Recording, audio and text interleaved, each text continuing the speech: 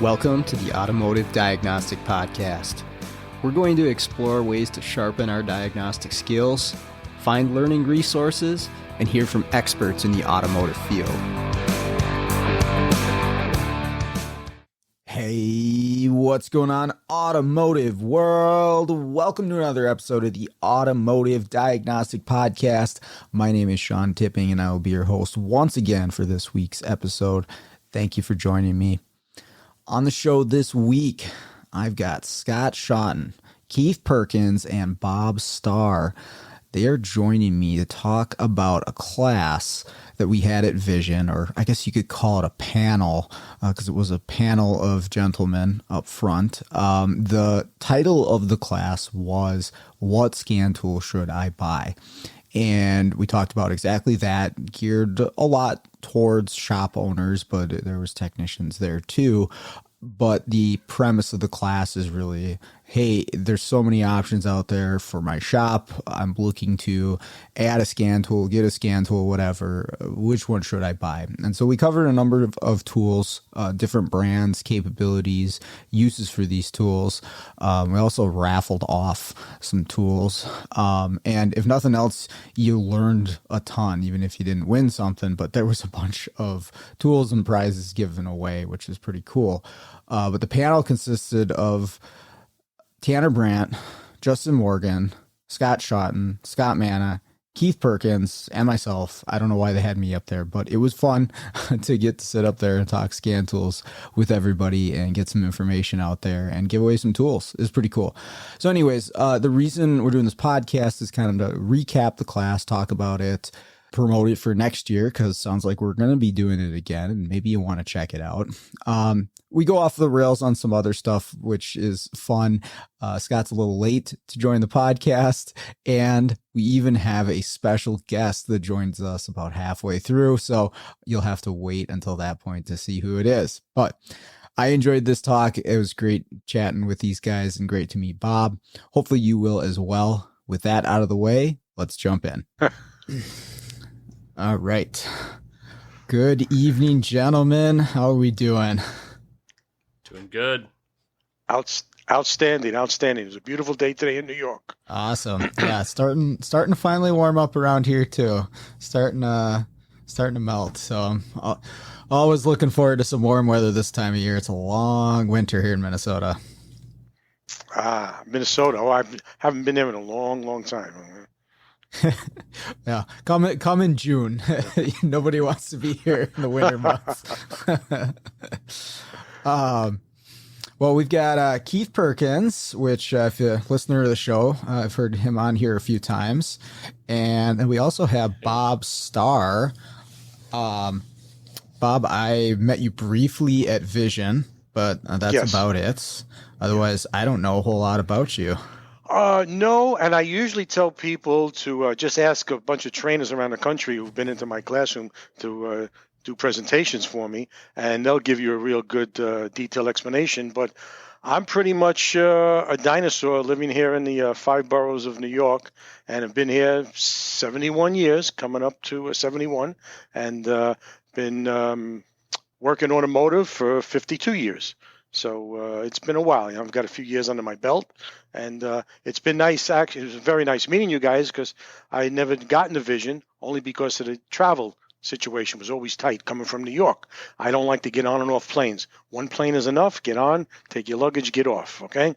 So this year, JetBlue, I'll give them a plug. They said we got a direct flight to Kansas City. I said I'm on it. Boom, and worked out real nice and smooth. So I'm glad I did.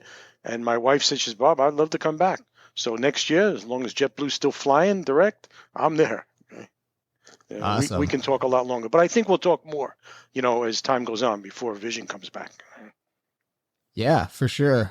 So first time, what'd you think of the show as a whole? I thought it was outstanding, but I expected that because, like I just previously said, the trainers that I've known for the last, again, over 30 years, they've always talked to me about it. So it completely filled my expectations.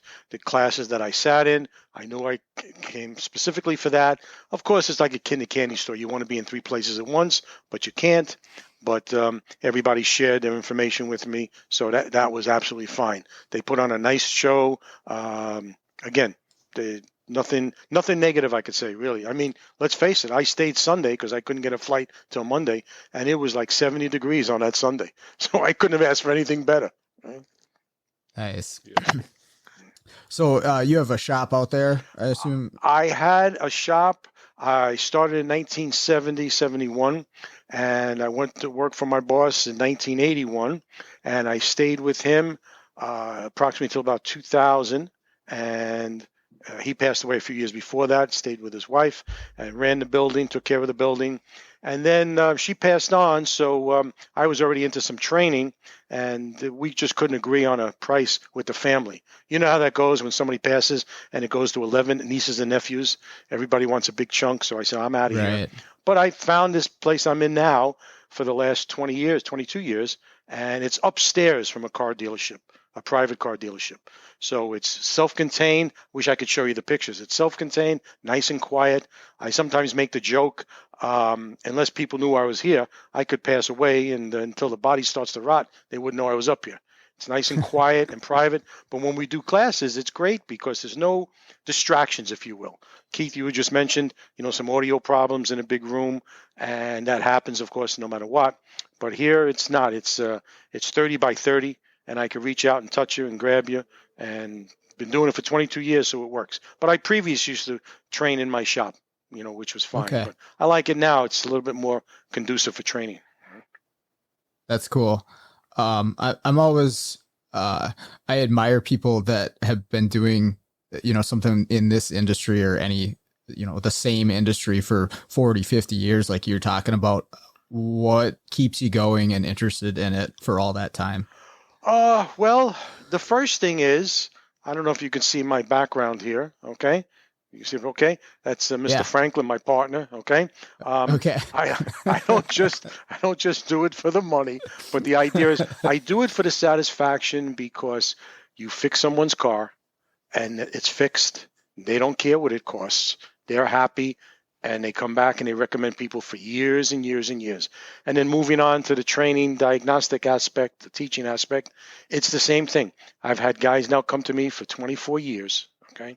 And now their sons and nephews are coming. It's the same thing. It wouldn't matter if it was automotive. It wouldn't matter if it was a restaurant or insurance or medical. I have a doctor for 30 years that I've worked with. It's the same thing. You treat people right. You do the right job. Everybody's happy, okay? That's my thing. So I love it. I love the satisfaction when people say, you really helped me. I could tell you a sort of not long drawn out story, but interestingly enough, a couple of years ago, I took a couple of my guys out to California to see Jack Roseborough's hybrid class out in Skyline. And we came back into Kennedy, and one of my techs, his family was there, his wife, his mother and father, and the kids were there and everything. And the mother pulls me aside, and she comes up to me. She says, I just want to thank you. I said, for what? She says, well, Lester really likes what you've been doing all these years. She says, my husband and I, we can now die. Just like that, knowing that Lester is okay and he can take over the shop. I never expected a conversation like that. I mean, what do you say when somebody says that to you? So right. I just laughed and just rolled it off my shoulders. But it was a compliment, okay? And now the guy's got 2 shops in Connecticut. He left the Bronx and he's opened 2 shops in Connecticut. So okay. I guess I did something right. Huh? That's awesome. Cool. Well, Keith, what do you got going that's new? You've always got something. Every time I talk to you, there's a new shop. There's always, yeah. I think that's where we're at. We're at new shop versus since last time we talked. We moved again. I think we're going to be in this one for a bit. So we were previously okay. So in 3.5 years, we've moved locations 3 times. So it's been a bit of a roller coaster. But finding the right spot's kind of difficult for us because we're doing so many different things. So we were started in that 2,500 square foot. No, it was like 1,100 square foot, single bay door, 10 by 10 office, small little bathroom behind it, 1 bay long enough to put maybe 3 cars in, maybe cars, 2 trucks at best. So we quickly moved to the building we were in last time, or when I talked to you last, we were in a building. It was 2,500 square foot total with a 10 by 10 office, 10 by 10 bathroom. That's it. Just a big square building, 2 bay doors, sharing a parking lot with 3 other companies. We had 2 parking spaces in front of our building and 3 outside in the parking lot area, and that's it. So we had to double stack cars like everybody else in the lot did, park as much as we could inside. And now we moved to a new facility. Again, leasing, hoping to eventually buy at some point. But right now, it's 5,000 square foot shop, 750 square foot office, and it's a 2 acre lot total. So massive amount of parking. With 2 acres, we can put a couple hundred cars if we wanted to. Nice. Oh, wow. Not my plan to store 200 cars, but the ability to tell everyone, bring it, drop it off, or work it in is fantastic. Do you have, if you don't mind me interrupting, do you have a long enough lease? I mean, a decent time period? It's only 3 years. 3 years, okay. We're thinking in that period of time, we'll probably be looking to buy and build, hopefully. Nice. Probably within mid-year after next, start really pushing towards those plans of acquiring location, spending a year to build. Nice. At the particular location, though, you have permission if you needed to sublease some of that area so that you can offset some of your costs in the time being? Absolutely. Yeah, we could absolutely. We're venturing into what's possible with 2 acres of a gated in gravel lot. Right, we got a big. The concrete in the front is all ours, and everything in the back. It's all ours, but it's got a nice concrete area in the front with like 10 parking spaces, and then the rest of the lot's all gravel. So it's great to be able to park stuff. We've got a couple big vehicles out there now, and they don't get in the way. Right? Sure. So that's nice. Moved into that space, spent a lot of time renovating it. So now we have all the heating and air's done. Most of the stuff's all done. Pretty well moved in. New lifts are in. So we're kind of rocking and rolling in there with the brick and mortar's really taken off.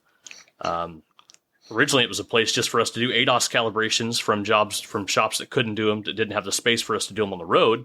Mm-hmm. And then the floodgates are open. You have a place to fix stuff now, and I've got technicians that are fantastic. I got the best that there is in the state. So, that's nice to hear. We're using it. That's nice to hear. Yeah. One of my techs just called me yesterday, sent me a picture of an ADAS machine, and he says, we moved. And I called him. I said, where'd you move? He said, we moved next door. He says, the guy had to go out. He said, I took both buildings now, and I'm doing total ADAS. And he says, it's flying off the hook, between the body shops and everything. So I was really glad to hear that. I apologize, Keith, because I thought you were strictly doing mobile diagnostics. So I may have gotten misunderstood because I am thick sometimes. And I didn't realize you were doing in-building service.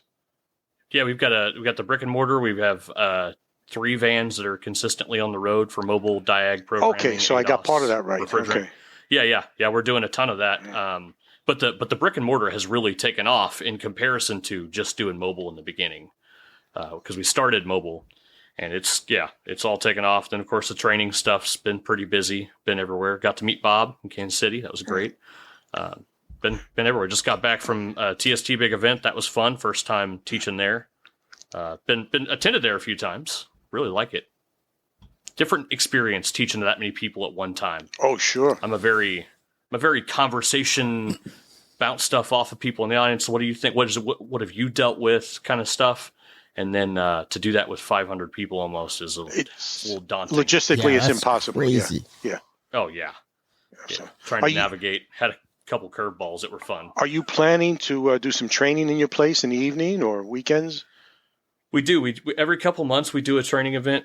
Shameless plug, L1training.com, the events tab. We've got a programming 2-day class coming up in June. But we typically schedule 1 or 2 programming events a year and then 1 or 2 like diag classes a year. A year? There's 12 months to the year, 52 weeks to the year. Other than ruining your marriage, why can't you possibly bump that up to once a month? You know what I'm saying? Right. Yeah. Absolutely. And as we put those together, we do get more and more demand for them. But I want to make sure that each class is up to date. And what's funny about the programming thing is it's a full-time job keeping the programming class up to date. I can only imagine. Every time I teach it, it's so different. Okay. I did that class 7 times in 1 year and did not teach the same class twice. Well, it's an interesting point, especially interesting topic, of course. But I understand, yes, you also do separate it domestic and Asian or European, okay? Yeah. Okay. So we're going to have to talk about that. Yeah, no, without a doubt. All right. We have to talk about that more in detail because I know the guys would really, really be interested in that. They've done it. I mean, obviously wherever Scott's, he's still snoozing, but Scott's done it. And I've had a number of people come in and do it over the years. Okay. So it's intense. Right? Yeah. It takes all your brain power, doesn't it, Sean? Yeah. You got to be locked in.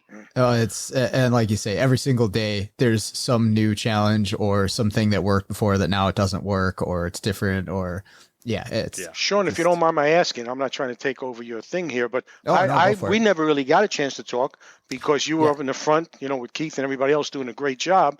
And you just can only talk to so many people. Give me a little rundown on your gig. I'm not sure where you're coming from. Yeah, for sure.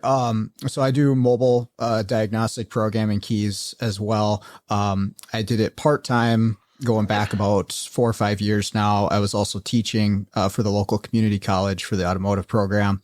Last year, I took my mobile gig full-time just because it was blowing up to the point where I either had to like walk away from it or take it full-time. So that's the route that I decided to go. I just hired somebody recently, got a second van going, and actually just today is sitting in my garage right now is the ADAS kit that is still on the pallet. I haven't even opened it up yet. So I'm venturing into that world as well. So one more thing to try to wrap my head around, but yeah, that's pretty much it. And then I got a podcast. I'd like to just talk to passionate people in the industry is the goal here. So great. How often do you gather a group of guys to get together for a podcast? I do weekly shows, and sometimes they'll just be one-on-one. And sometimes I'll have more people, but yeah, it's every Monday the episode comes out. So that's been really cool just to sit and talk with really smart people in the auto world. That's absolutely. I love doing this. Absolutely. So, I'm going to have to stay on top of that, pay more attention. Yeah. But yeah, that's pretty much it for me. Just like you guys are aware, if there's so much work out there, if you can offer a quality product and have a good attitude about it, like the word of mouth is going to spread around like crazy, and you're going to have more work than you know what to do with. Have you ventured into the training aspect? Have you done some training there? Not outside of the college. Like I said, I did community college instructing there, but I haven't really gotten into any of the training at the professional level besides attending. So think about it. It's very rewarding. You're probably more than qualified and capable, especially with your background and everything. So somebody woke up from his nap. All right. But the idea is that you would probably really enjoy it. Okay. It was a nap. Okay. At least somebody got a nap. Okay. Yes. Again, he's in the darkness. All right. Remind me to send you a decent light bulb so you can see it. Right? Well, I'm trying to figure out, which light works best for the camera, but we're only audio for publishing. So I don't care. Good evening, Scott. How's it going? Good evening. My alarm didn't go off. I actually did. He was right. I took a nap. So, and then I got a phone call that woke me up. I'm like, why did my alarm go off? Holy crap! I got to be upstairs. So, my bad. No worries. These guys have been keeping me entertained, so no worries. All right? Well, I'm sure. Scott, just so you're aware, we did start recording, and we can edit in and out. So just so you're aware, we're rolling. I figured you don't edit anything anyway. Yeah, pretty much not. Yeah, and just so you know, Scott, because I kept my my opinions to myself. I cleaned up my act. So for the next 20 minutes or so, whatever, I'll be quite professional. Okay. You don't have to clean up your act. Well. Well, we'll see how that goes. Minutes in. We'll see how that plenty flies. Of time. Well, we kind of got the introductions out of the way. So, Scott, you had reached out to me after Vision, and we were all involved with a class that was titled "What Scantool Should I Buy?" And there was a number of us on a panel, and we talked about exactly that question for shop owners, technicians. I think primarily geared towards shop owners is what scan tool should I buy for my shop? And you'd reached out to me afterwards and kind of wanted to do a recap / promotion of the class. And that's why we're all here. I don't know if you want to give like a rundown of how you came up with the idea, if it was your idea. I don't know exactly how it got started. All right. So it was my idea, and it was 2 years plus in the making, because I was getting tired of, I'm not getting tired, but I would get that question after class. A lot of times after class, someone would come up to me and say, what scan tool should I buy? And we said it in the beginning of class, all of them, right? But that's that's a good answer, but not a practical answer. So then it becomes a whole conversation. So there is no one good answer to that question. So I figured, you know what? I'm going to write a class about what scan tool to buy. And the longer I stewed with the idea, I realized I couldn't do it myself, which is why I gathered the group that we had. There were 6 of us in front of the room. Right, 3 of us are in the room right now, and one raffle recipient is in the room as well. But then we could all answer questions, because I don't own every scan tool. I own over 30, but I don't own every single one. So that's why I got the group together and just went, you know what? Let's make it volunteer time, and all 6 of us didn't pay a dime for that class. We went and just BS'd and had a good time, and shared information with the public, I guess, with the industry. So that's kind of where it came from. And then Sherry was all over it. And then next year, I'm hoping to try and do it again, if you guys are game. And the reason for the recap is just to review, do a vision review, overview, whatever the case, and be ready to, next year, maybe do it again and get more people in that room. Mm-hmm. Get more shop owners or people with the spending power that buy the tools, that kind of thing. And to be honest with you, the number of things that we raffled off, given the number of people that were in the classroom, right, we had pretty good chances of winning. Yeah. Because what do we have? Like 4 or 5 scan tools, 6 gift certificates. That's like third of the class. I'm quite satisfied. I didn't expect to win anything, and there I came in. I got a raffle ticket. I cloned it about 10 times. This way I knew I was going to win something, and then I won myself a scan. I'm just joking, okay? But I will suggest something. You said you want to do it again, and when I saw the class title, I said, Scott Manna, Scott Shotton. I said, these are 2 fine people. I said, what the F are these guys thinking? I says, this is a really open topic. And sure enough, the guys in there were very respectful, and you did a great job, of course. But if you want to get more people in, probably maybe a little more descriptive in the, not just the title, the class description, because not just the shop owners, the techs, because I know a lot of my techs, the bosses don't buy the scanners, the techs do. But something like this, at least they can get to see that it's going to be all around, again, Euro, Asian, whatever it may be, and everyone that's used some of those scanners. So it worked fine as far as I'm concerned. It really did. You had a good group there, but you probably could have filled up a bigger room if they thought. They might have thought, again, I'm just speculating on my part, that maybe they thought it would have been more of a sales thing, which I knew it wouldn't be, because it was you and Mr. Manna doing it. And, of course, everybody else. I never met Keith or Sean. And I said, no, this has got to be different. All right. And I was correct. It is different. It wasn't anything. It had nothing to do with sales. Absolutely nothing to do, which is why I like it. Okay. And that's why I picked the group that I did, because, some of us have some loose relationships with, selling a particular tool or something like that, but that's not our job. Our job is fixing cars and teaching people how to fix cars. And let's talk about the tool. We'll talk about the pros and the cons. Since I'm not tied to, let's say Autel was the tool that I talked about in the group. Okay. I'm not tied to Autel. So I can say good things and I can say bad things. It doesn't matter. If you're an Autel salesman, you're probably not going to say bad things about the tool. But I could, because I'm not. I don't care. I'm not here to sell the tool. I'm here to tell you, what's good and bad from the technical perspective. Yeah. It's exactly what I like. And next year, I think we'll try and have a little bit more structure. One idea that was floated in my direction by actually Scott Manna was so that if each guy knows ahead of time, and granted, we put this together in the last few weeks before Vision. This was pretty short term, but maybe a mini case study, a technical case study with each tool. Each guy has a little, hey, just to highlight something that the tool can do, so there is a little bit more technical, but still we want to have stuff for shop owners too. So I don't want to do like an hour-long case study and bore the shop owners. Yeah. So yeah, something to think about. Right. It'll be, as long as Sherry does it next year, and everyone else is willing to join in, we'll do it again. Yeah. I was like a little bit of prep time because I think you guys divided up, like you're doing this tool, you're doing this tool when we got there in the morning. So there was definitely some winging it while I was up there. And I used the tools and that's what I was trying to go off of. But I think we do a little bit of work ahead of time and we can make it even better.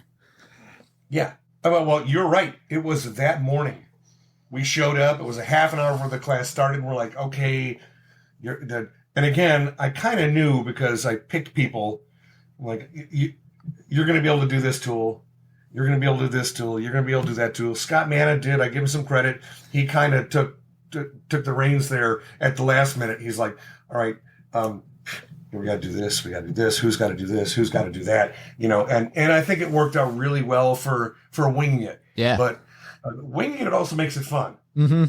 There's nothing fake when you wing it. Exactly. Very true. Exactly. But that's what trainers do. Trainers want to put out as much information as possible. But you just happen to mention about the owners, like with the case studies. I guess it depends, though, if the owner is a tech and he's working on it. He can appreciate the case studies where the techs that are in the class say, look, I need to buy a scanner. Let me follow this case study. So it depends on the time that you have, because shop owners, they always sometimes just think it's a magic box. Again, they don't know anything. They don't know automotive diagnostics. They just hire people. And do you have the magic box? Did you come with it? I'm not buying it. You buy the tools, and I'll pay you accordingly. So something to think about, because it's the audience that you want in there to know. You want to know your audience. I apologize. Right. Yeah. And I think one of the things we definitely talked about in class, but that I always have been, or lately I've been trying to get across to people that have been asking me that question, which tool should I buy? Which scan tool should I buy? And okay, yeah, all of them. But realistically for a shop, the one thing I've been trying to get across is like, you're going to need more than one tool or one type of tool. And I know we covered that a lot, and that's why we went over several different tools. It's like, you might want to consider getting a couple different ones and coming to a class like that where you're going to hear about various tools. It's not just a sales pitch on one single brand or one single tool. I think it's pretty useful because that, in my opinion, for the independent world, I think that day and age is kind of over of just having a Snap-on and you get by with it, right? Like you kind of need multiple scan tools in order to try to tackle all the vehicles that you're working on. Even if you're not trying to do it all, like just the daily grind of resets and, scanning modules and this and that. It's so helpful to have a couple different tools. So why not hear about all of them? Oh, without a doubt. It's funny you mentioned that, because last week, well, actually, no, it was 3 weeks ago, before the Vision, and one of my guys called me up, and he's got multiple scan tools, and he had a particular car. It was an 011 Nissan Altima and hybrid vehicle, and he had 3 scan tools, and he plugged in 2 of them that he thought they would get him through, and it didn't. And he wound up plugging the 3rd one in, and the information was there. So, you talk about the holes. I'm not mentioning the names, but it's the idea. He appreciated it, okay? And I says, well, this is why you have to have multiple scan tools, as well as some OEM, depending on what you're specializing in, okay? So Well, that's a good point, too, about multiple scan tools, and I did make this during the class. I've been to many shops where they have multiple scan tools, but they're all the same. Yes. Mm-hmm. They're all Snap-on tools, right? Why have all the same tool? Buy a different tool for different coverage, so when one doesn't work, you plug in another one. Because if I have a Snap-on XYZ and I plug it in, it doesn't work, I go to the next Snap-on XYZ and plug it in, it probably ain't going to work. Right. It's like have a different brand, manufacturer, But whatever. As humans... And the OE Scantools, if you're working on a lot of a single car line, you should have the OE Scantool. You know, as humans, we are creatures of comfort, okay? And we get comfortable with something. And I'll give you that point. You know, like I say, you fellas sent me that, or the iScan people sent me that scanner, okay? And it came the other day, and I hooked it up, and I'm familiar with the tool only in the sense that I've had one of their support trainers for years has come in and done some training on the Euro side. And interestingly enough, I set it up on the table. I plug it in and it works and it comes up. And I was shocked to see that there was Asian and American manufacturers listed in there. So I called the West Coast support guy, Dominic. I'm sure you guys know Dominic. And Dominic says, yeah, Bob. He says, we've gone that way. And he says, we went through TeamViewer and he did a couple of updates for me and changed a few things. And I said, you know what? I'm going to plug it into my Toyota in the next couple of days. I want to see what it says. I want to see what it does. The screen was nice. The menu was fine. So I'm used to using, factory GM, Tech 1, Tech 2, GDS. So again, it's a menu. It's menu driven, but I'd like to know what it can and what it can't do. And I have many of my students, they usually have, whether it be the Snap-on, the Autel, or the launch, they go around. And I've told many of them, just buy the generic OV2 generic, not readers, but, mild scan tools, because the idea is it'll get you in there generically fast enough. And if you know enough, you'll then decide to know if you need to go deeper with a real, what I call a man's scan tool, if you will, a manly scan tool, okay? Well, I'd also like to point out, I didn't want to interrupt, you did date yourself there a little bit. And you said Tech 1, Tech 2, GDS. Okay, you had to Tech 1 on the front of Well, it. hold on a second. No. Probably have no idea what a Tech 1 or a Tech 1 Actually, is. I should have said the All-Test Brainmaster, which was only out there for approximately 4 years. Then General Motors went with Victronics and came up with the Tech 1. So I'm speaking 1980. The first Buick Regal 80 and a half, first diagnostic communicator network. So I am kind of old. My hair is gray, but that's only because I dye it. I don't. It doesn't. It's normally not this color. I just dye it gray. Okay? I haven't heard. We've been talking around here, joking back and forth. I haven't heard Keith say anything yet. I don't think. Oh, I'm here. He's listening. He's listening to the old timers ramble on. I'm trying to do my best not to turn it into a contest to who has the most scan tools. Keith wins. Yeah, well, you would probably win. I'm pretty sure you would win. So that is literally my habit. I'm sitting here going, Carlos just messaged me 20 minutes ago and says he got the Hyundai Kia tablets in. Oh, sorry. Hey, you know what? My phone's ringing, and I wouldn't normally answer it, but I'm going to answer this and put this on speakerphone. Excellent. Let's see if this will work. Hello, sir. Can you hear me? I can hear you. Can you hear? Can you guys Yes. hear this? Say something, Matt. Yeah, we can hear you. We have a party?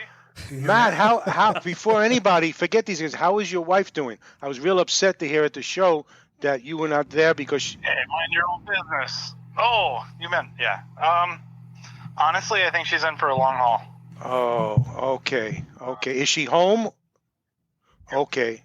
Oh, yeah, definitely at home. She only spent a couple nights in the hospital. Okay. If they have her on steroids, she does really well. If they take her off steroids, she needs oxygen. Yes. I've been through that route. My wife and I had it for almost 6 weeks, but we managed to survive at home. But the steroids do help. They do help. But the key is, and I'm not a doctor, you got to make sure she gets up and walks around the house. She has to walk around the house. She needs to get oxygen in her lungs. She needs to get the blood flowing. As tiring as that may be, she needs to do that. Yeah, I'm somewhat stunned that they haven't given her exercises or, for lack of a better word, stretching exercises to kind of stretch the diaphragm and the lungs. You have to do that. Because my understanding is she has scar tissue built up in her lungs. And again, I don't want to sound like I know what I'm talking about at all, but it makes sense that if you have surgery, hip surgery, knee surgery, any kind of surgery, reconstructive surgery, you build up scar tissue and you go to physical therapy partially to bust up that scar tissue. Correct. So I'm somewhat stunned that they haven't given her a set of exercises or whatnot to try to bust up that scar tissue in her lungs and hopefully heal up. Right. That's a good point, but the idea is they can only recommend so much because this is a new field. But I'm just telling you, I know from myself and other doctors that I've worked with, they were my customers, and they've lost a number of patients, sad to say, and they weren't as in good shape. They said you have to keep active. But I'm glad to hear she's at least home. You know what I'm saying? You were sorely missed. You were talked about a lot. All right. Well, I know I get talked about a lot. It's usually not very good. Deservedly and I am happy, do you know who you happy to tell her to get it off her lazy butt. Do you know who you're talking to?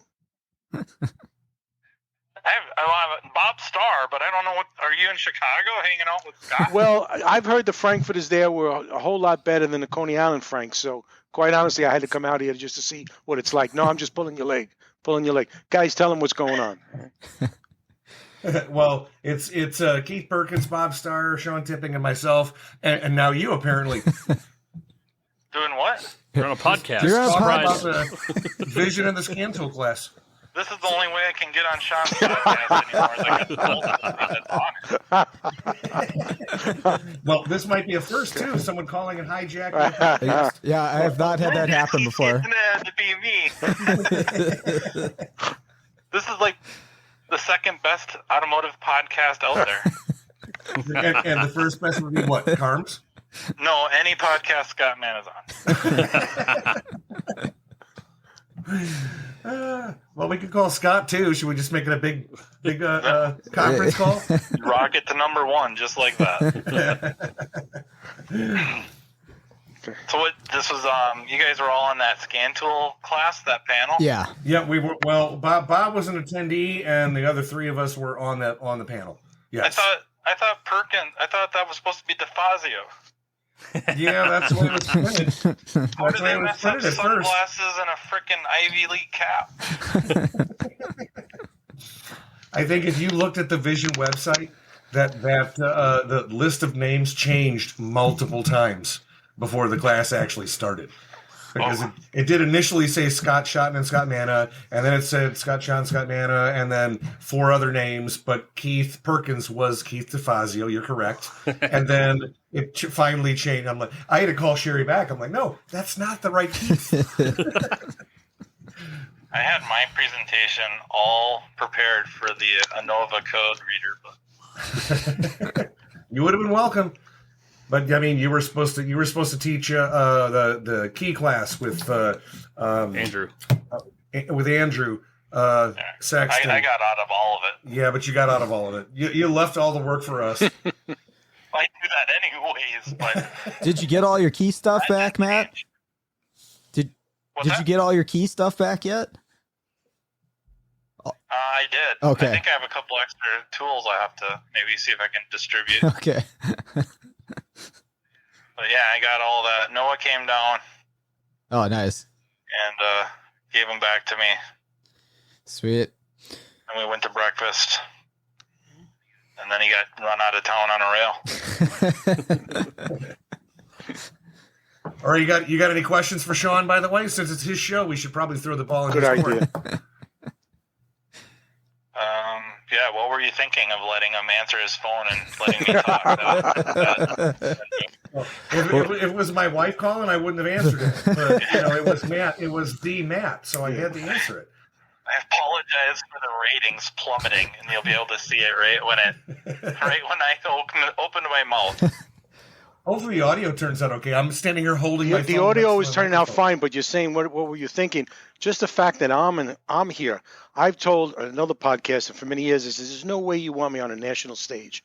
Knowing what I know and what I say, nobody wants me on a national stage. And Matt, you know, because I've spoken to you one-on-one, okay? And you know how I am. So I give Sean a lot of credit. He's got a lot of balls to be able to let me, say what I want to say. Okay?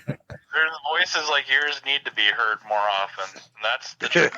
I don't know about that. Yeah, tell it like it is. Yeah, I do. But like I say, I have very few friends, and I'm trying to get rid of the ones I got. So it's really it's difficult. Just got to keep working at it every day. That's awesome. You can do it. Well, Well, I guess the one question I have for Bob is how are you enjoying that Scantool? Well, actually, I haven't had a chance to fully use it. I don't know if you know Dominic. We were talking before. Dominic, we did some Team Viewer, and he set it up. I was impressed the fact that he said, Chris, that's the fellow that owns the company. He said that he'd spoken a while back, and he decided to put some Asian in and some American in. So I'm going to hook it up in the next week or two and see how that works out. But just the fact that I was able to connect with Dominic, he couldn't get out division. I know he's going to be at the Ogden conference. And he says, Bob, whatever you need, because Dominic's been in my classroom. We go back way, oh, God, it's got to be a good 15 years now, okay? And the last time he was here, we did hands-on with Mercedes, BMW, and Volkswagen Audi. We had 3 cars going at the same time with 3 screens, okay? So you can imagine what a zoo that was. But I'm looking forward to this because it seems to set up nice, and obviously you guys have used it plenty. So, like I say, I'm glad I showed up, and I'm glad Scott reached in the bag and pulled the number out. I don't win. Actually, the only other thing I won was I had already been in the military, but I was number 1 back in '70 when they were pulling my name for the draft for Vietnam, okay? So you guys don't know that, but there was a draft, but they pulled my birthday as number 1, but I'd already been enlisted. So that's the only other thing I've won. So I should maybe probably... Which ticket was best? The one in the 70s? Oh, no, definitely the one in the 70s. No question about it, okay? No question about it. I might not, heaven forbid, might not be here talking to you had I had to get shipped out. But that's a whole nother podcast. Believe me. Right? If you do another programming class with those 3 car lines, I think you got to talk to Keith, because I'm pretty sure what you need to do is have a candy dish full of Zoloft, and then it goes really. Well, we talked about it. I met, like I say, first time I met Keith, and he seems very presentable. And again, no question about it, we were talking about doing some programming, and he's never really been, well, he has been to the city proper, but he hasn't done a tour like I give a tour, okay? So I promised to keep him safe, keep his wife safe. Neither have I. Well, we'll work it out. You're welcome. You've got some more family to take care of first. You've got some recuperating to get done. Recuperating, okay? But absolutely, sure. Anytime. You guys, you're all welcome. It's my city. It's not like it used to be, but it'll come back. So it's like anything else. The politics of today. Don't get me started, but it's still good. It's a good place to eat. Good place to walk. Good place to learn. Good place to get your car fixed, okay, if it's in the right shop. So that's okay. Take your knife out of your pocket and put it on your lap when you're riding. Oh, you don't want to tell that story, but it actually, all right, real fast. We're on the subway with my wife, and this gentleman, a big husky gentleman, he's going up to people and he's tapping them on the shoulder and he's making a motion like he wants a couple of dollars, and he's touching everybody. So I take out my nice, hunting knife, and I'm picking at my nails like I'm cleaning my nails. And my wife says, how come he didn't come up to us? I said, do you see what I'm doing? Okay. Do you realize the guy's not ignorant? He says, it's not worth getting stabbed. Okay. Because I am a little insane, but don't get me started. Okay. Yeah. I'm picturing Paul Hogan and yes. Crocodile. Yeah. Okay. Something like that. Yes. Okay.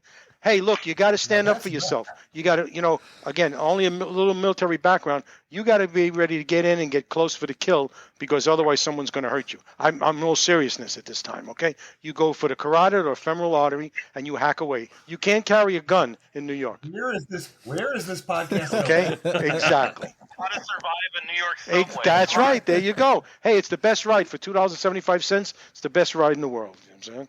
Call it, that's not a knife, this is a knife. Minnesota archery is mowing over people. Sorry I took it off on a tangent. I will let you guys get back to it. I'm sorry to interrupt, but thank you for taking my call, sir. Hey, thanks for the call. Good to hear from you, you Matt. If you want to talk more about the treatment, give me a call, because I'm quite familiar with it. Like I said, we spent 6-8 weeks at home, and I'm familiar with going through it. All right. I will probably take you up on that. Please, offer, anytime. All right, everybody, take care. Yeah. Talk to you later, Matt. See you, Matt. Especially you, Keith. I miss you. Miss you too, bud. All right. Talk to you later. Bye, man. Bye.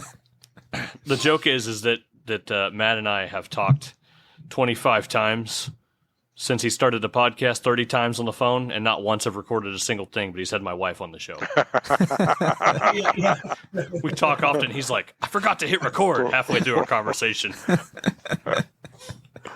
All right, I'm going to turn my phone down now because someone else calls.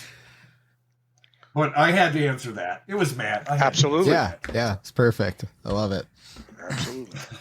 Well, Good timing.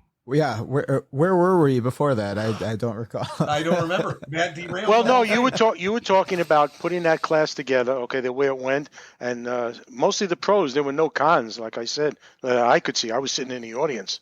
Okay, my buddy Rick was sitting, a couple of seats down from me, and he really liked it. He was going in and out, and the idea is, most of the classes I was in, you could hear a pin drop. You absolutely could hear a pin drop. So there was good training going on, whether it was on the fly or whether it was a well-seasoned trainer who had a lot of material to cover. When you can hear a pin drop and there's no cross conversations going, there's learning going on. Plain and simple. Well, I agree with that to some extent, but I also like interaction, right? So, I mean, even in the Scantool class, for example, as well as the other classes I did over the course of the weekend, people are asking questions and there's back and forth and there's banter, and I like that. That makes the class move along, and some people have more interest when there's those discussions going on. And again, I say in a lot of my classes, I'm not going to BS you. If I don't know the answer to the question, please ask the question. If I don't know the answer, someone in the room might. Again, why we had 6 people in front of the classroom. Mm-hmm.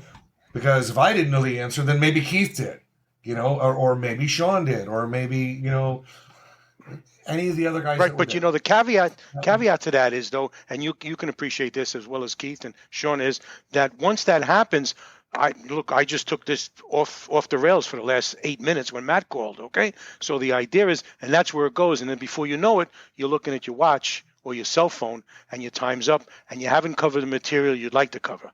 We all know that. Although this wasn't particular material, so you could have taken questions, but it's like anything else. There's a time frame, okay? When I do my classes, it's 2 nights a week, and I can go forever, okay? We're not done until I'm done, okay? But you don't have that luxury. I don't know if you noticed or not. I don't know if any of you guys noticed or not, but we had, six-ish tools, companies that we basically covered. Mm-hmm. And we basically split them pretty evenly time-wise. But I don't know if you noticed or not, when I picked up that box to do the raffle, that was kind of like all right, time to move to the next tool.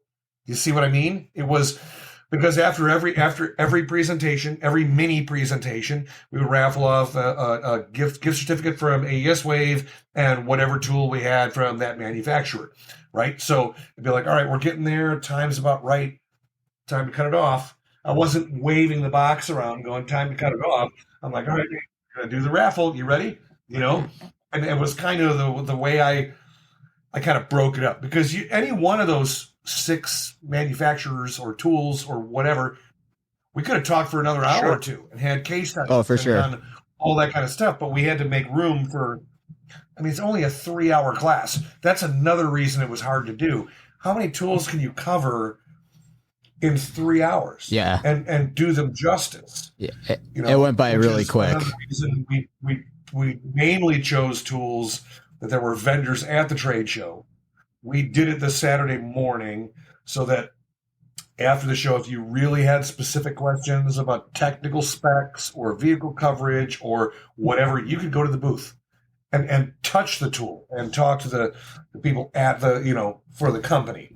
They'll just take our word for it. Yeah, and I did that Blue Jay tool. I went over at the trade show and talked to that guy because I was like, oh, this looks really awesome for what it can do as far as code scan. Did you do the free trial? Yeah, I got it running on one of my laptops right now and incredibly fast. I don't know that I've used another tool that's faster at scanning a whole vehicle. It's funny you said that, though, because I went up there and I haven't tried it yet. I know it's a free trial, but Rick and I were asking to see some Mode 6 information and some Mode 9 information. He couldn't quite bring it up. So I was not just slightly disappointed, but I think he might not have been completely familiar with the software. You know what I'm saying? Giving him There's the been benefit some of the doubt. glitches with it. It's not a perfect scan tool by any means, but for a quick code scan, that thing blasts through the modules. So, and it works with a JBox. So like if I've got like my Ford VCM already hooked up to my laptop, I can go over there and it just boom right through everything. So, but anyways, yeah. So you learn about that stuff and then you go over to trade show. And if you want more details on it, because you can be derailed in the class very quickly with classes. I'm sure you get that all the time, Keith. There's like somebody wants to tangent off on this one specific programming event that they did on a, some obscure vehicle, and just takes the whole class in a different direction.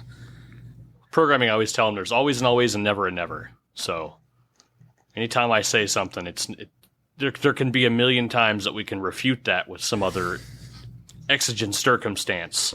Like the whole modules don't talk until they're modules always talk. If they're not programmed, and they still talk, right? There's no module that's blank or that doesn't talk until it's programmed. Wrong. Got two examples. There's always something. So yeah, class tangents are crazy. I had someone ask me in that 500-person class last weekend, well, who pays for all this time that you spend doing this? Asked me that in front of 500 people. when we're talking about going back and reading service info, we're talking about like, you got to look up a wiring diagram to figure out how this circuit works. Well, who pays for that? I'm like, this is a real question? Yeah. So I had to dodge that bait. TST? Yeah, that was a bait. Somebody baited it right up on stage. Yeah. So that's just silly. Let me ask you a question though. Now that you're talking about it, so when you go on the road and you're in these other shops, do you find that is it the shop owner or the techs? Do they gather around you and want to watch what you're doing? Are they interested? Or they just say, let me get this other work out. Let this guy do his thing because I can't do it and I'm not interested. I mean, is there a desire to learn? Not that you're keeping any trade secrets. I'm sure you would, let someone watch you. I'm just curious, from shop to shop. Oh, in the mobile? Yes, in the mobile world? Yeah. Yeah, I have no problem showing somebody real quick what I'm doing, kind of just talking while I'm doing it.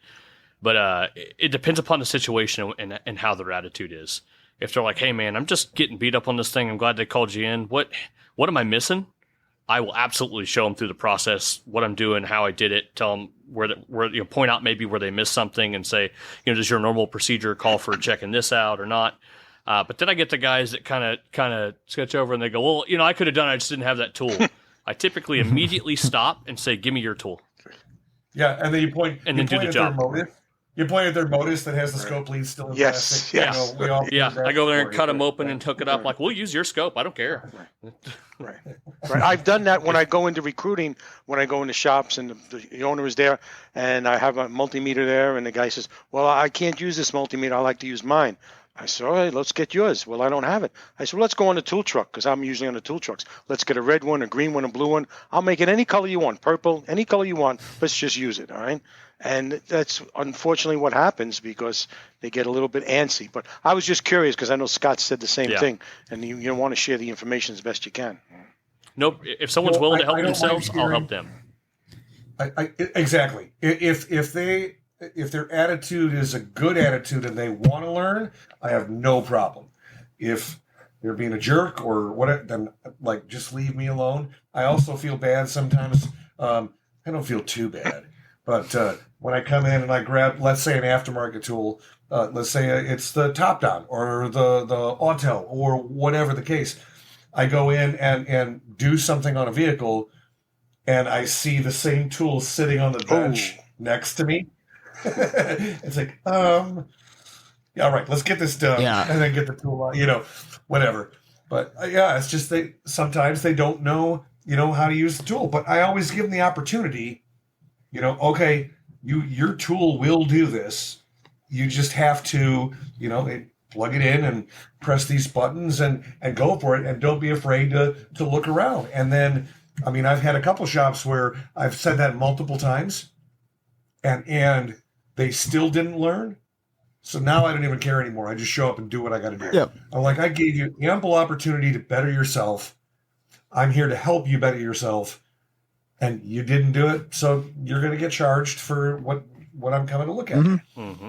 Yeah. That's it. But everyone in this room right now is an educator.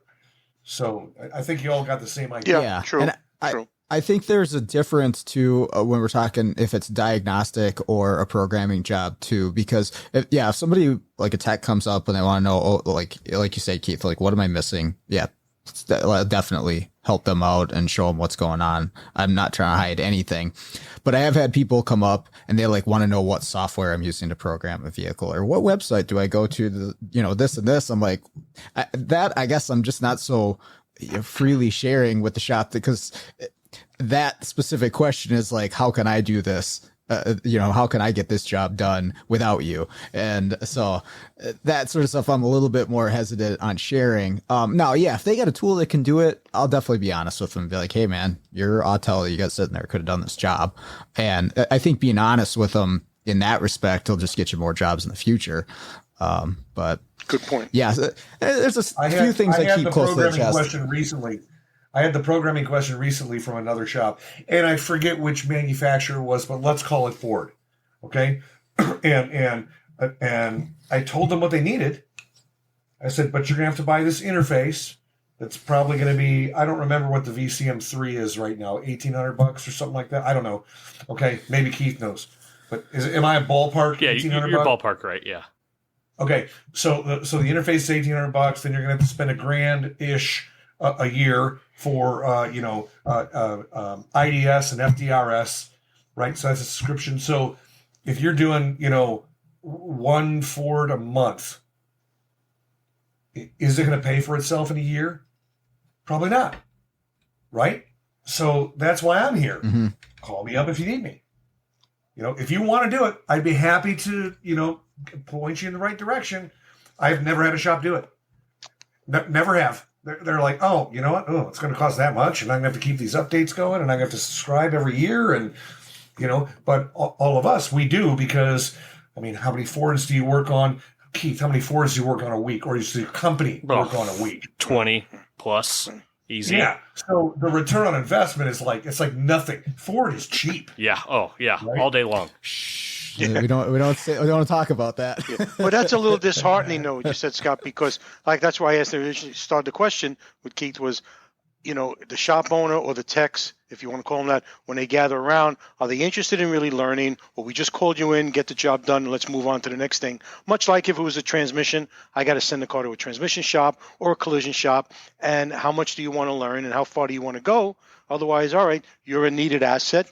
Whether it be Keith or Scott or you, Sean, and you go in and you do it, and that's fine. From a training aspect, I'm always looking at that because prospective techs and students, I get that. I get shop owners will say, well, I want this guy trained, or I want my son or my nephew.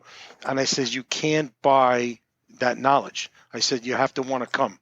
You have to want to learn. Yeah. The son or the nephew, and again, I'm going off track here, off the rails, but otherwise it's not going to work. You can pay me, but it's really not going to work unless you have the love and the desire. So I was just curious because you guys are always out there, see this, you see a lot more shops. When I'm on the tool trucks, I'm with the guys that go in different shops, and I can literally pick and choose. And I said, one guy's name is Armando, the truck guy. And I said, this shop's not going to be here next year when I come back. How do you know? I says, because I can tell. I can just tell. There'll be somebody else in there, but the shop will be there, but it'll be other people in there, okay? And I'm usually right. Not that I'm happy about that, but that goes back to the training aspect. There was 3,500 people, according to Sherry, at least that at Vision, all right? So 3,500, and I don't know how many techs there are, or mechanics or shops around the country. There's got to be hundreds of thousands. 700,000. Okay, that sounds about right. 600 and something thousand. Because I know in New York at one time when they had the specs, there was approximately 8,000 registered inspection stations, not just repair shops, 8,000 inspection stations. So the idea was how many want to get to training? 3,500 people showed up. They probably could have accommodated another 3,500 if it was big enough for more time. But then that's only what? 1/10 of 1%, So that's why I'm always inquisitive, because I'm in New York and you guys are all around the country. So I'd like to know what's going on. We serviced somewhere 3,300 and some change cars mobile last year, 3,300 mobile stops. And there's maybe 5 or 6 individual technicians that we identified that are plausible for for possible that are interested in getting better. That's over 370 something shops. So we had the opportunity to see every single technician in every single shop that we serviced, and maybe there's 5 or 6 that are interested. That's wild. I don't know how many times I've been in shops. I service about 5 counties west of Chicago. So it's not as population dense as Chicago, but it's close. Some of the counties anyway. And most of the techs that sounded interested, I'd give them the information. Hey, guess what? Vision's coming up, or there's some local training coming up, or, whatever. They're like, oh, yeah, okay, cool. And then you see them a month later because you go in for another call, and, oh, no, I didn't go. No, my boss didn't pay for it. No. So give them the information, and they just don't go. It's like, do you really have the hunger? So as Keith was saying, I can't think of a technician in the shops that I service that has that hunger, period. So my number would be 0, with the exception of some of the ones, because I used to teach at the college. I've got a couple of students that had that hunger when they were college students that graduated and now work in the field. So now I see them, a couple of them work at a GM dealership, and I go in and they're doing great. They're killing it, and they have that passion. But as far as all the ones I met around the area, no, they might act like they want to know, but I almost think they don't want to know. They want the silver bullet. Why do you think that number's so low in our industry? What's keeping more people from wanting to improve themselves within our world? We attracted a lot of the wrong people into our industry. That's probably a good answer. I don't know. I mean, I got into this industry on accident. And when I did, I realized I enjoyed it. And I realized I did well at it. And then I had that passion for it. And relatively quickly, I realized I had that passion for the industry, which is why I'm giving back now as a trainer, right? So I found that most of the people that I see, they just don't have that passion.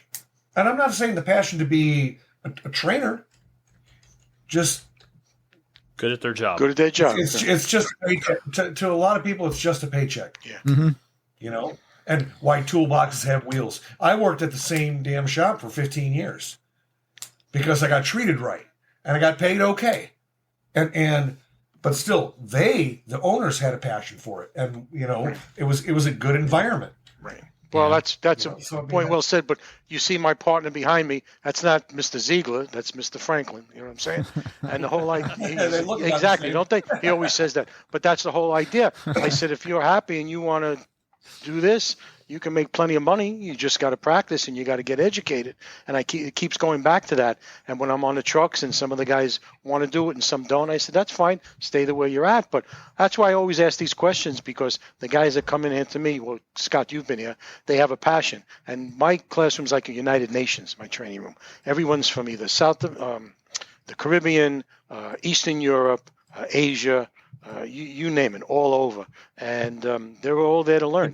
It's a melting pot. It is a true melting pot. There's no attitudes, there's no egos, and they want to learn. They're hungry, so it's not a problem. But again, I'm not in the Midwest. I'm not around the country, so I hear those like you guys just described it, and I said I just can't believe that. We have quite a few cars in New York, so clearly there's a need, although they want to get rid of the cars. Obviously now we don't want any cars in New York where everyone's just going to ride a little electric bike, but that's a whole nother story. So yeah, you're laughing. It's not funny. They're closing down 9th Avenue now. They want to make it super sidewalks. I said, so I'll just drive on a sidewalk. That's all. It doesn't matter if there's no, I'll just drive on a sidewalk. What the hell? Get out of my way. Okay. Isn't it the Amish that buy all the police lights? Yes. You guys are right way, so I'm going to turn the police lights on. Yeah, the guy downstairs from me, again, he does a lot of creative audio, but he has quite a big the EMS and the other people, the Orthodox actually, not the Amish, the Orthodox, and they put all these lights on, and particularly in New York, it's blue and white flashing lights, okay, similar to the police, but not red, and they want to put these lights on, which is totally illegal. You're not supposed to have them, but they want them because they think they're going to get out of traffic.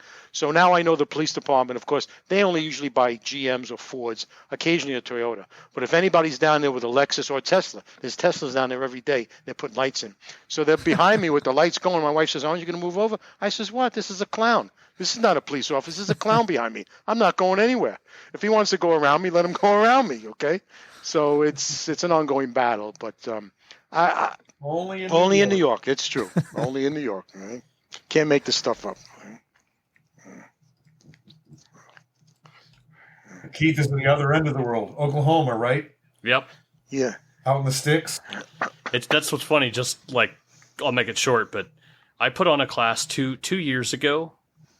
I was like, I'm going to do a little 1-day hands-on electrical class to shop. It was in our very first little shop we were in. I was like, don't want to what kind of attendance I'll get. So it was $150 for a full day, and I'd even feed you breakfast, lunch, and dinner because we were going to hang out that night and just make a day of it or whatever. And so I print off flyers for local stuff, and I hand out flyers for like a week. I got maybe a call asking about it, and I was like, oh, man. So it's one Saturday. So I put it on the internet, put it on Facebook, put it on YouTube, and the class sold out. 22 seats, all 22 chairs I had, sold out in like 2.5 hours. So I was like, man, I was like, well, then I had a shop call and say, hey, I'd really like to get 3 guys in on this. I think, I was like, okay, well, here's the deal. The class sold out, but what I'll do is I'll run the same class again Sunday because I know a couple of these guys had asked if I could do it Sunday instead because it was one day. They didn't want to fly out on Thursday or on Friday, miss a work day at work. So some of them wanted to fly out on Saturday and then come back on Monday or something, whatever. Like, okay, contacted those guys, got 8 of them to move over, and then opened the class back up. Then that shop was like, yeah, I just don't know if we can get it. And I gave the shop to 2 techs. I gave the class to 2 techs locally to a shop. I said, you guys could just come. And then I posted it back online and then sold that one out too online also. So I had people from Canada, Puerto Rico, Mexico, and all over the United States show up to the class. And I had 2 people that were local show up between the 2 different days. Yeah. I had the same thing when I hosted Mike Christopherson's EPROM class up here last summer. Is I had 1 person local show up, and then I guess Fonslow came up too, but that was it for like the whole Twin Cities area.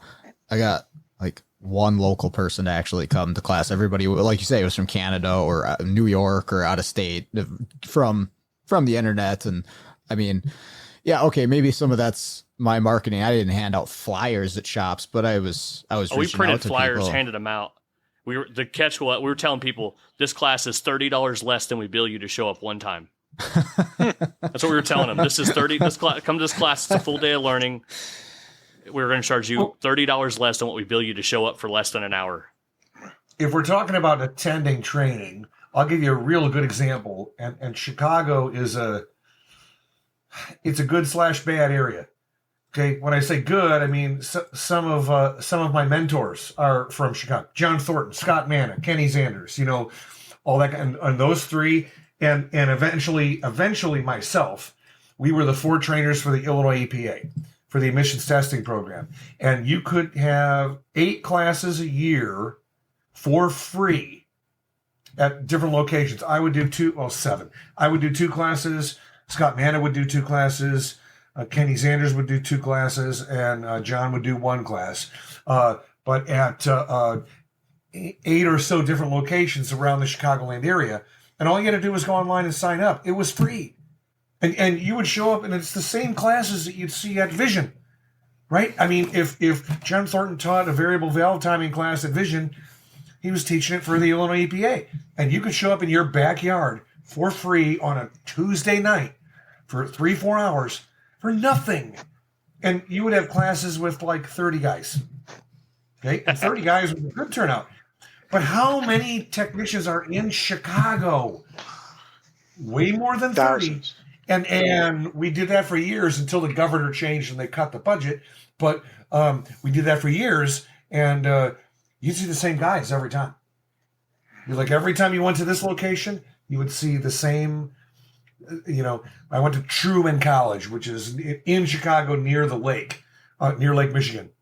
Right? I see the same people every time. So it might be 20, 30 people, but it was the same 20, 30 people. I'm like, are you kidding me?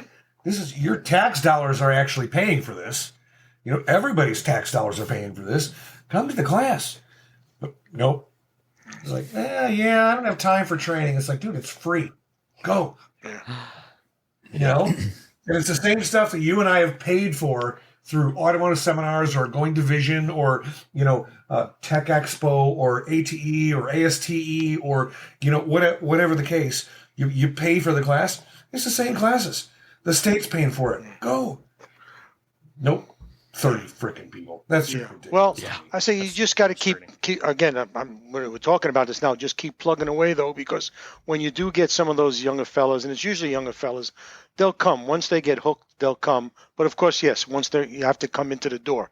Of course, you have to cross that threshold, all right? You know what? Hooked is a good way to say that. I didn't really think about it that way, but thank you, Bob. That's kind of how... I had a little bit of passion for it, but once I started going to independent training while I was in the shop and I got a taste for it, I got a hook in my mouth. I'm like, oh, dude, this is cool. I'm bettering myself, and I appreciated it, and I got lucky that I had some good local trainers. They weren't sales classes, which I hate. Go to the Snap-on alignment class. They're selling you an alignment machine. They're not teaching you how to align anything. And I'm sorry, Snap-on, but it's anyone, yes. Right? But you're right. My friend used to say it's like a drug. If a little's good, a lot's got to be better. So once you get in there, you got to get a lot more. Okay. So are you saying training is my crack? Yes, crack. Or now I forget what the new thing is now, but that's the idea. You got to get more. Okay. John Thornton is our dealer. So.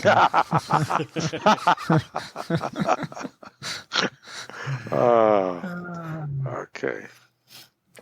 Cool, gentlemen. Well, thanks for spending some time with me this evening. I don't know if we went off the rails a little bit, but I'm totally. I'll take the blame for that. I'm known for that. It's not a problem. Like I say, very few friends. I'm trying to get rid of the ones I got. So you guys don't want to talk to me anymore. That's fine. I took it off the rails. Okay. we can also blame Matt for some of that too, since it's all in Awesome. Did we cover the topic, or did we just? I think you did. I think you brought up some good points. I think you did. Obviously you guys did a great job, and the idea of what you want to do next year. Of course, you got a whole year to work on it, whatever. But I think you did. Me being on the outside, I thought you did. Right? Yeah. So next year, I'd like to see more shop owners in the class. What do we have? About 30, 40 people? Yeah. Somewhere around that number, probably 40-ish. Maybe a little more. I have a feeling once the word's out there that there was a raffle with tools, there'll be quite a few more people that sign up for that class.